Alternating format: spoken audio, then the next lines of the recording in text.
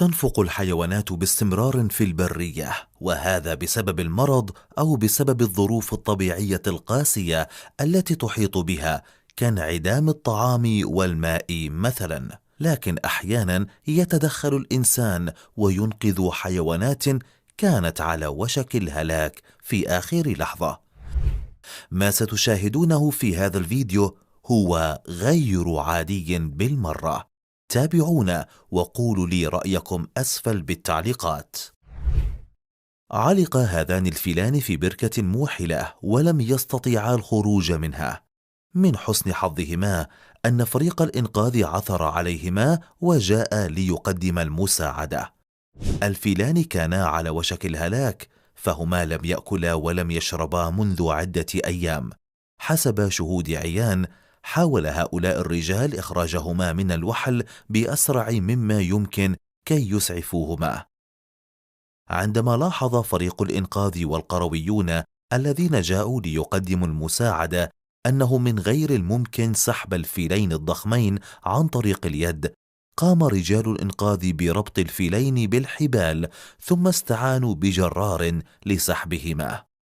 كان الفيلان منهكين للغاية، لدرجة أنهما فقدا القدرة على الحركة، لكن عندما سحبهما رجال الإنقاذ إلى بر الأمان، وقفا على رجليهما ليباشر الرجل في تقديم الإسعافات الأولية لهما. لقد اتضح أن الفيلان حاولا عبور المنطقة الموحلة من البركة كي يصلا إلى الماء القليل الموجود في المنتصف بسبب الجفاف الذي ساد المكان، لكنهما علقا قبل أن يبلغا هدفهما.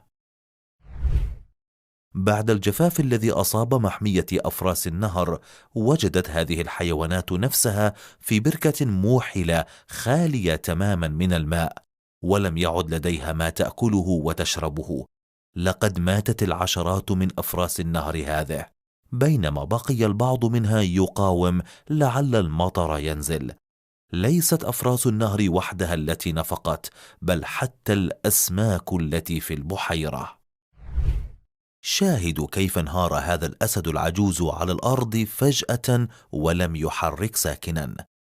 لقد توفي هذا الحيوان المفترس من شدة الجوع والمرض، فهو بقي لمدة أسبوعين كاملين من دون طعام، وبالتالي فقد قوته ونشاطه ولم يعد قادرا تماما على الصيد. وبما أن الأسود الأخرى التي كانت ترافقه تخلت عنه ولم تساعده في هذه الحالة المزرية التي وصل إليها، فقد سقط الحيوان على الأرض من شدة الوهن، ثم مات بهذه الطريقة التراجيدية. هذا الهيكل العظمي الذي تشاهدونه يعود إلى بقرة ماتت منذ مدة طويلة، لكن المدهش في هذا كله أنها بقيت واقفة على أقدامها الأربعة ولم تتهاوى على الأرض.